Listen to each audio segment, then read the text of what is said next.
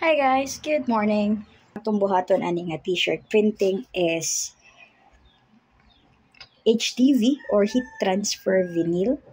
Sa dili ta magtulko printing because we do not have that and I find it a little messy and takes time to dry up. So we're going to print it in HTV and then ang ato ang color sa text would be just black and white. So if the t-shirt is black or colored, we're gonna use white text, and if the shirt is lighter, we can use the black text. So later I'll show you step by step. No, if you are interested to know how to print HTV, then this video is for you. And what are we waiting for? Let's start. So, since this is a very step-by-step process in printing, the very first thing we should know is the layout. Since we are tasked to make the layout itself, anyway, the layout is very simple. Mga text lang, mga labels lang sa ilahang mga position.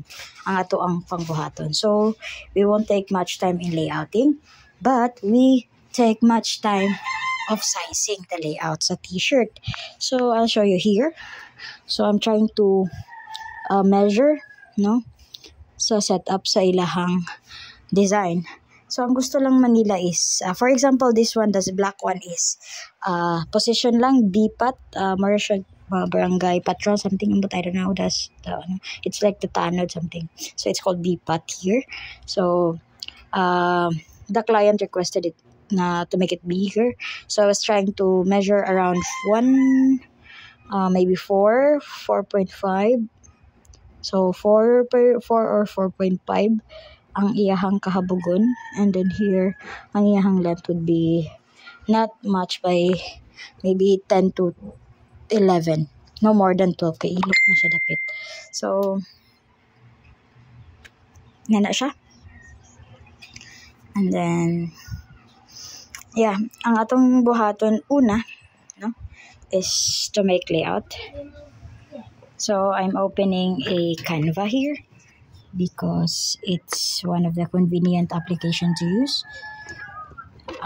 Sorry for the messy desk. Okay. So since ako siyang gi-measure, moto akong pinakauna nga gibuhat is gi-measure kay di man kay ta mahasol sa layout kay text ra man atong buhaton. So, create lang ta. And then, we customize the size. Since ato siyang gisukod ka ganina, we're gonna use inches for our convenience. And then, kaganina ako siyang gisukod, ang iyahang kahabog is around 4 to 4.5 by 10 or 11. So, pwede rin na nato siya gamitin o let's say we have 4.5. And then, the other side would be around 11, and we can have our layout. So ang iyang forma is landscape, baliktad, sorry. So dili man ta premium, atong buhaton is baliktad siya, yan, para pahigda ang yung layout. Actually atong buhaton is text ra gyud siya, text ra sa BPAT lang.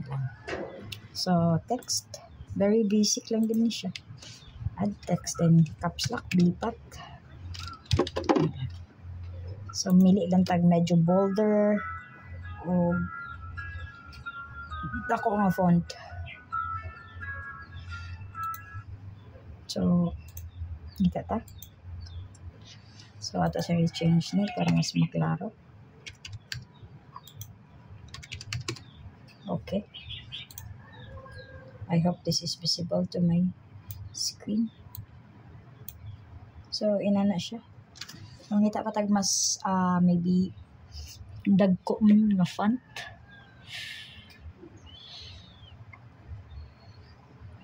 Dagan ni dere. Well, you can also use ano tawag ani nga application. Microsoft Word. Ano lang. Or sa mobile nga mga cellphone nga mga layout. So I think this one is very baga rapad kay siya, no? But I like it. It's too, parang, what si Anton? Pero medyo raman pa siya. Too slim. What this one? Archivo. Oh, this one is good. No, medyo okay ra siya. Simple, precise. Kita pataglain. Well, can change. Pangit. Siya mo bagay. Okay gapon eh. Condense. About condense. Kani siya. O kani. O kani, okay na siya. So, Kana lang atong since kita may gipagpili na sa layout. So, kani akong pinakaunang nga buhatan, BPAT. Okay, just download it. Share, download icon, PNG, download. Pag na nato'y layout, siyempre marami na itong layout button. Adto na din ta sa ako na siya i-close para sugod kita sa pinakauna.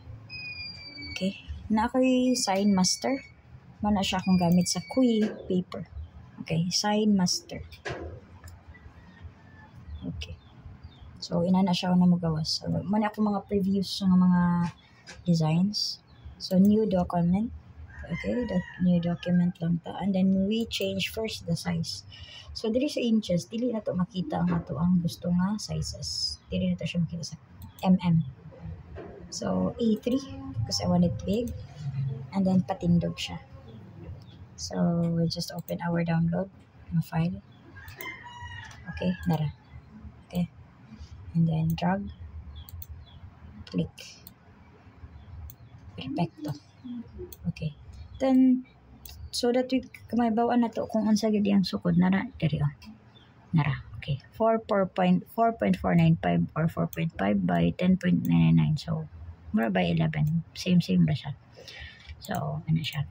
So, kung gusto niyo siya bawasan ang iyang side, okay, tuplokon lang ninyo mong ubos sa arrow. Arrow gapon siya nga murag pwede siya ma-reshape.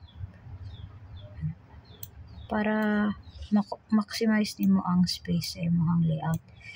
Okay, sayang sad ang imong HTV, yung vinyl stick, yung vinyl kay mahal ra ba niya itong vinyl. So, para ma-adjust nato siya sa taas. As you can see, I want to zoom it out. Kabantay mo aning mga arrows. Kailangan na siya nato pasulod. Dili pwede nga ato na siyang ipagawas. Nga na yung mga mo-overlap.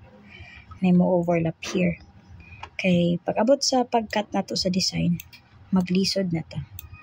So, ato lang bana-banaon nga dili siya magawas. Tipod kay siya mo hatagag space sa sulod para magamit kinato ang mga size. So, to continue, let's continue. Right click, duplicate. So, sa BPAT, ako siyang ihapon sa akong pila ka shirt atong kailangan tatakan para dili masayang. So, we have 1. So, as I count, we have 16 shirts to print na BPAT. So, Control A, right click, duplicate, drag.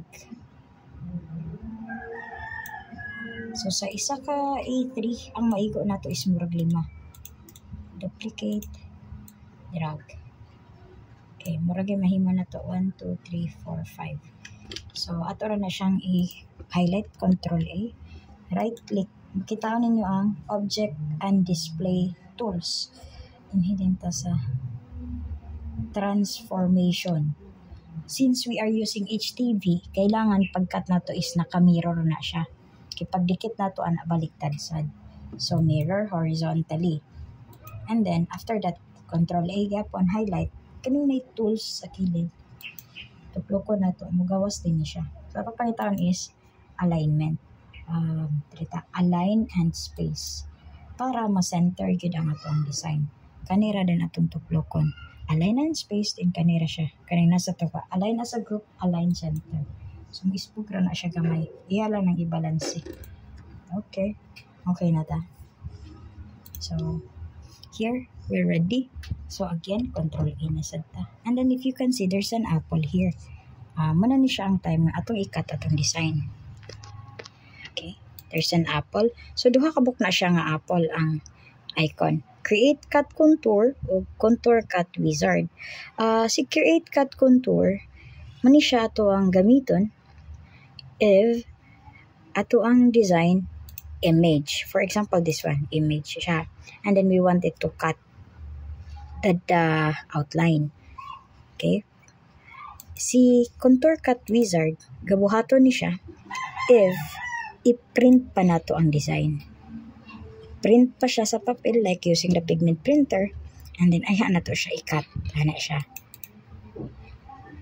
But since we are using image nga cut na dito, di na ta mag-print because we are using one color only. So we will use create cut contour. So mapansin ninyo kung dili na to i-select, dili mo gawas si create cut contour. Like that, wala tayo i-select. Wala po siya mo gawas. So napansin ninyo nga naay ng mga dots. Pag tuplok na ako kaganina, aning create cut wizard. These are the margin dots nga mag-indicate inig mag-cut or mag-cut na sa outline si cutter. Pero pag kuha na tong gamiton, create cut contour, which is kanina sa ibabaw, dapat wala na siya. So mag-create lang tag new file, kaya ako man siyang accidentally natuklok. Same process lang siya. A3, tapos ito siya ipatindog. So ato lang yung kopyahon. Control A, Control copy, and then same. So since nataan na nga setup, okay, for example na nato dira, so don't be it's mirrored because it is intended to be mirrored. Para nga to ang output is mirrored. Okay, highlight lang nako is Control A, and then create cut contour. Okay, this will come out. Images detected. Do you wish to include auto traced contours? Yes. So here, as you can see, para kani siya nga mga settings here, naka-default na siya. So wala kay laing tandugon ana except here. If you want to include the holes, kani siya, kaning mga holes there. Or if you try to make it more precise ang iyahang cut. So I usually, basta may details na gagmay, I usually drag this icon here, going here, para mas precise ang iyahang cut. Okay, I'll just leave the keep holes there, check or tucked. Okay, so if you can see, the function of this one is here. Kung ako siyang i-drag up, kaning mga holes diri mga dili maapil og cut. But if I try to drag it down, so mas detalyado niyang i-apil og cut. So if i-uncheck pod nato ang keep holes, this will happen. Observe this one. O, diba? So sa opacity, di na makita kung asa ang imuhang i-cut. So kung kanang nabilin nga outline, mo na siyang i-cut sa imuhang cutter. So if we try to adjust the min size, mawala na siya. Or if we try to uncheck the keep holes, may wala po siya. So let's leave it there. Para makat po ng nasa tunga sa B, P, and A. So we're done there. You can go return the opacity to its normal. It doesn't affect our output. It just helps us to see which part will be cut. Okay, that's the opacity. Okay, apply. And accept. Here, sa iyahang outline option, if you wanted, this is applicable for cutting stickers.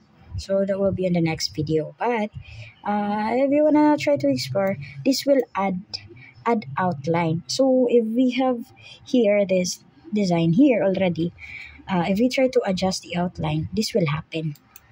Look, as you can see, it gives another border, but it's not it's not necessary in our design because we're just using one color. So it dili siya makita gihapon if we try to put an extra outline because one color lang man atong gamiton. Not unless we try to print a colorful sticker or a colorful layout. So just leave it there, 0, 0, and then accept. Now this is ready for cutting out. So let me just set up the Kui cutting cutter so we can start cutting. Okay, this is my quick mini cutter. Um, this is the cutter that we will use to cut our design. What we need first is the cords.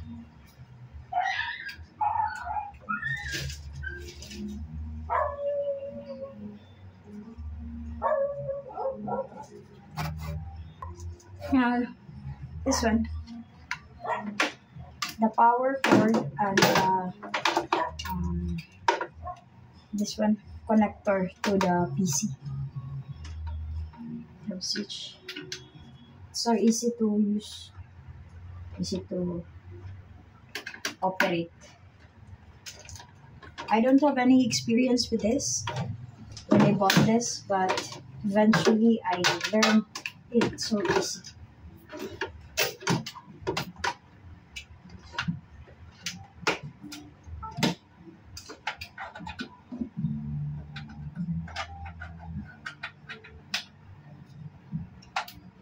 Just power it up.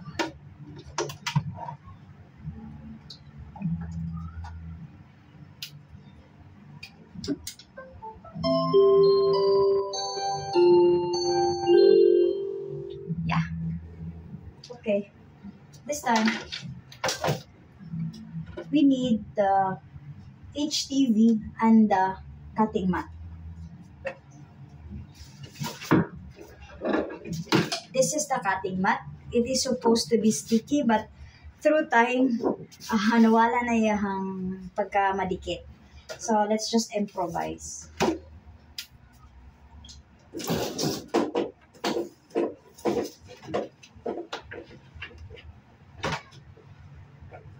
So this is an HTV white. Since our material is black, so we're gonna use lighter HTV or heat transfer vinyl. I am not sure if this is cold peel or hot peel. Cold peel or hot peel depends kung inig ka human niya og print, pwede na siya malangkat bisang init pa siya, hot melt inana. Or kailangan pa siya ipa-cool down ay siya malangkat niya ang design. So later I'll show you.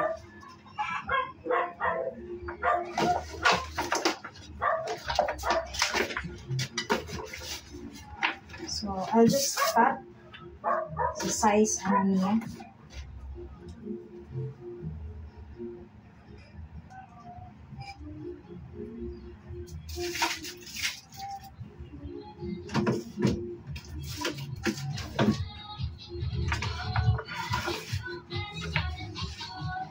Where is our scissors? So we have a small scissor. I usually have a bigger one para mas madali. So ako lang siyang sukdan. Okay?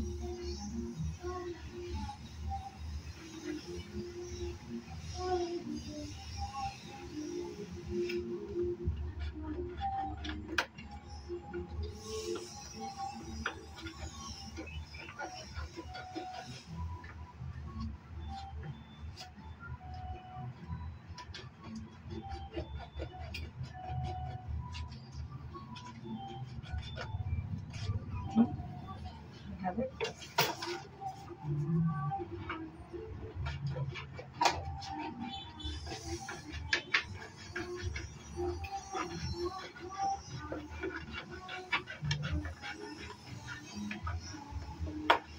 Okay. Now we have it. So this has two parts. So this one is the one that needs to be cut. If you try to peel it off, come on, let's peel it off. Okay. If we try to peel it off, inana yung itsura. So this one na siya more opaque na surface. This one is the sticker itself. So kani siya dapat ang makat nga design. So if we try to cut, dapat nakaana siya sa cutter. So ilalom ni siya ang transparent. So ana yang forma.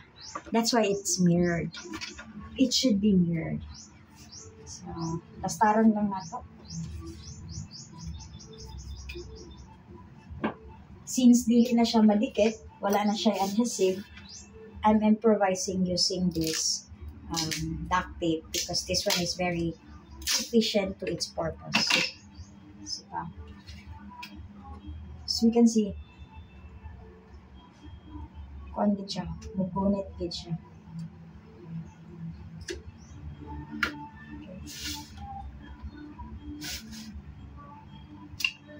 And it's just easy to play or kanang apply.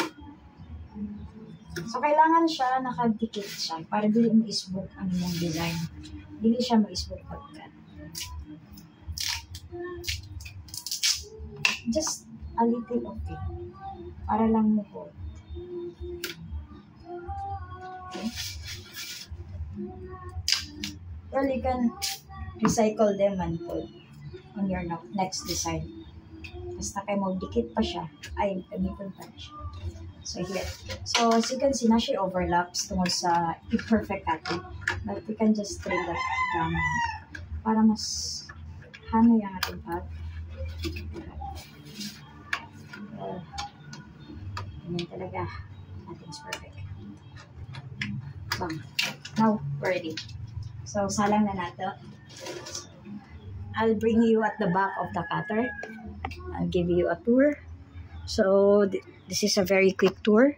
This is the needle. Okay. This is the needle of the Kuyi cutter. As you can see. Siya. Ayan yung needle. Okay.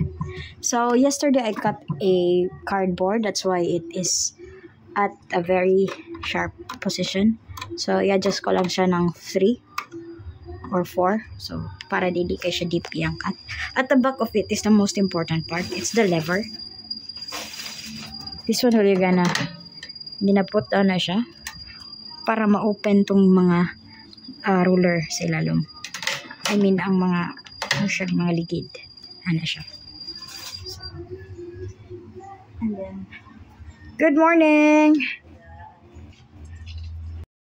Okay, we're back. So, this is how I set it up. So, dito lang. Sa edge lang ang ato ang cutter. Okay. And then, this wheel here sa edge pod. The other edge. And then, this one is for the sa middle para dili siya murag mo ulbo ang imong design. Ay mo ang HTV. So, we'll go back to the design here. Okay. It's ready to cut actually. So, let's move on to here. Then, blade icon. Click. As you can see, yesterday, manggod, I cut a cardboard. So, that's why my force is 900. For HTV, I am setting it to around 300. And then, you can always try to check the force cutting niya. But, I don't usually do that at all. Since I am, naka-estimate na ko sa mga iyahang forces. So, pag HTV akong gamit na sa around 300, pagka vinyl sticker lang ka ng pang decals, nasa 150 lang po. Okay. And we can cut now. Okay. It will give you proceeding confirmation. 300, speed 150. Yes. Okay. That's how we do it.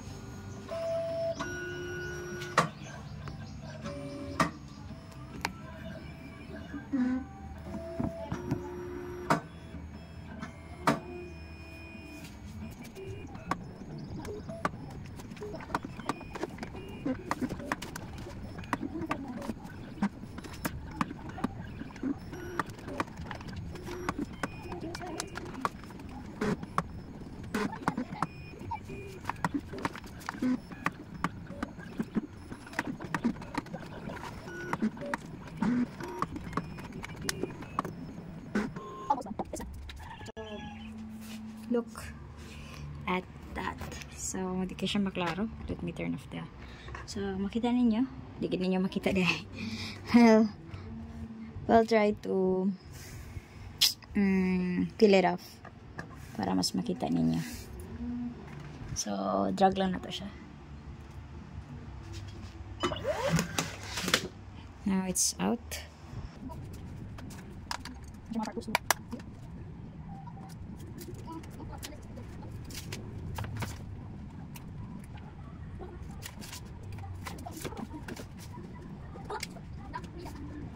There, perfect.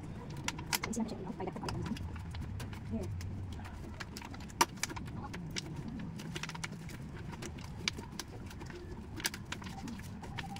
It's so satisfying.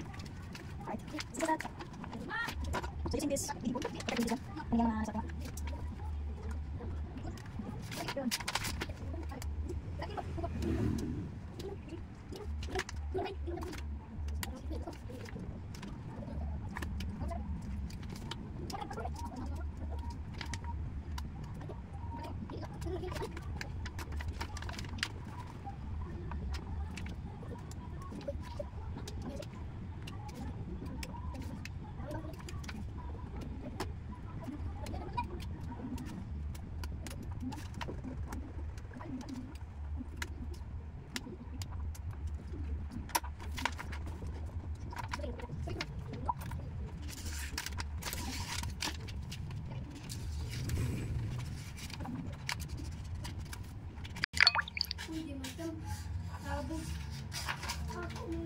so get this. And ito ang forma. B-pad. So if this is our shirt, diba? Ano na siya forma. Like that. So usually nasa 3 to 4 inches lang ang distance na siya sa dughan. Okay. So ano siya yung forma. Then i-press na din na to later. Sabay-sabay. So let me just do all the designs. Same process.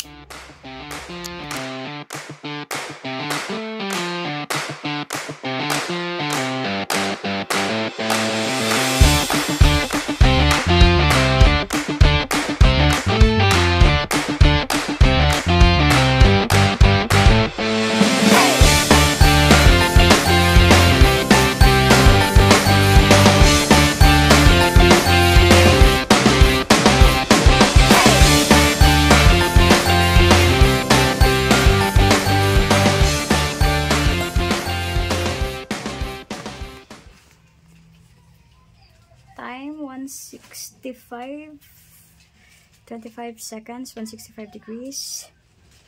I want it. I want it. Ako pila.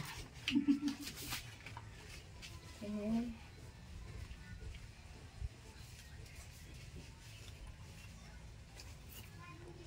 So just find the center.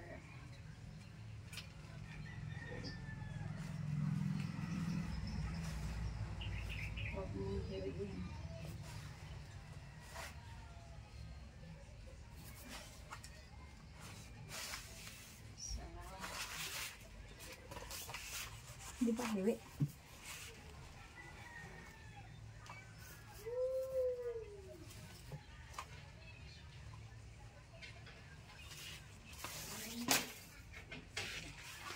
Hindi naman hiwi. Okay. 25 seconds. Okay, 5, 4.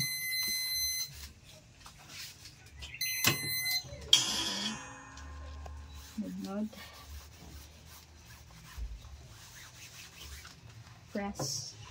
Another 10 seconds.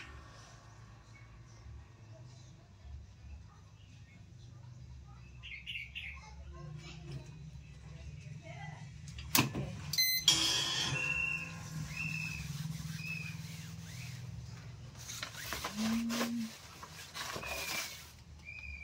Let it cool.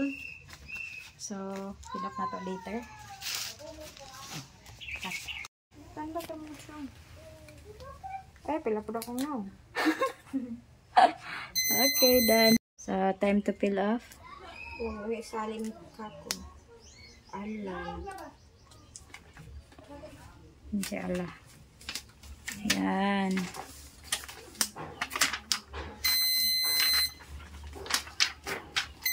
Alright, good job. So this one is another set of. Okay, let it cool.